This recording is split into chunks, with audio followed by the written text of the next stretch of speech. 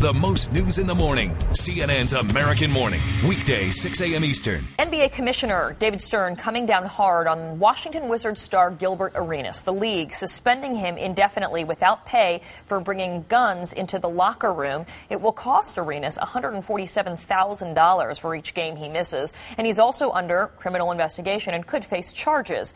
But is that enough to get players' attention? Joining us now for the AM Breakdown is in-session host and sports attorney Ryan Smith. Good morning to you, Ryan. Good to talk to you this morning. Good morning. Good morning. All right, so we had Commissioner Stern announce the indefinite suspension yesterday. What do you think the future holds for Arenas in the NBA? Well, it's a tricky situation right now, and a lot of it's going to depend on this investigation that's going on and what the actual penalties are. What surprised me a little bit was the quickness of this indefinite suspension, because I think initially the NBA wanted to wait and see what the results of the investigation were.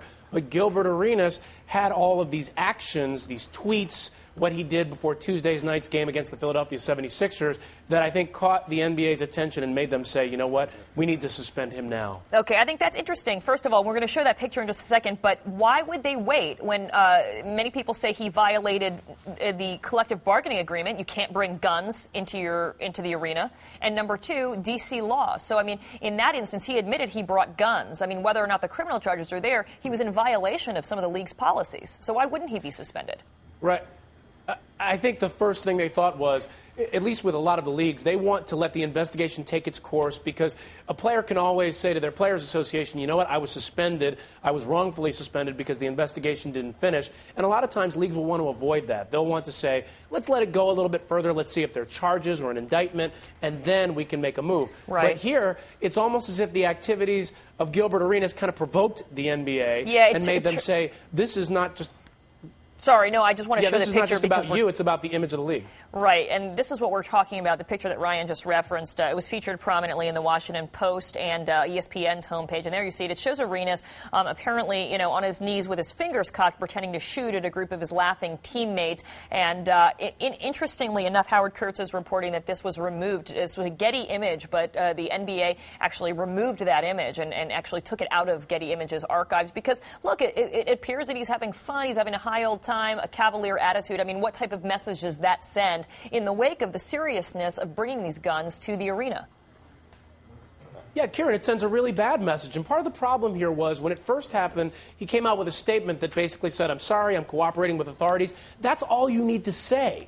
At that point, he had afterwards he had tweets. It was like he was making light of it. And then to do that in the beginning of the game, it's almost like you're flaunting it for a lot of people. And it makes people think, you know what, is this really important to him? And for the NBA's concern, is it really important to the NBA? That's why they had to act. Yeah, and former NBA player we talked to yesterday, Karl Malone, he came down pretty hard on Arenas and also the NBA. He says that, the NBA needed to take action. This is yesterday before we learned of this suspension. And people like Reverend Al Sharpton as well saying you can't make light of this situation. But let's hear what Karl Malone said. Any other person out there that take a firearm to work would probably be terminated. No questions asked. I commend the NFL and baseball. Because they have almost zero tolerance. Karl Malone, Ryan's making the point that in pretty much any other walk of life, you bring a gun, you admit to bringing a gun into the workplace, and you'd be fired. So is there a double standard when it comes to star players in professional sports?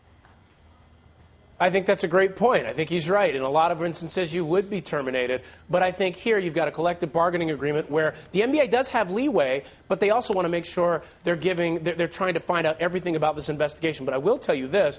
If he makes the very good point of they would be fired, but there's also criminal charges. If these were unlicensed handguns that were brought into the workplace, there's the potential for jail time unless a plea is made.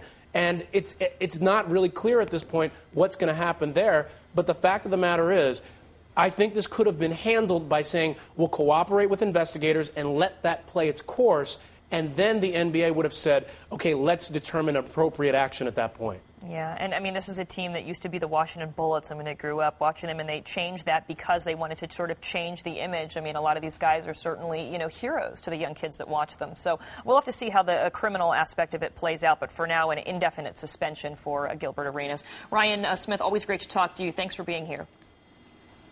Thank you, Kieran.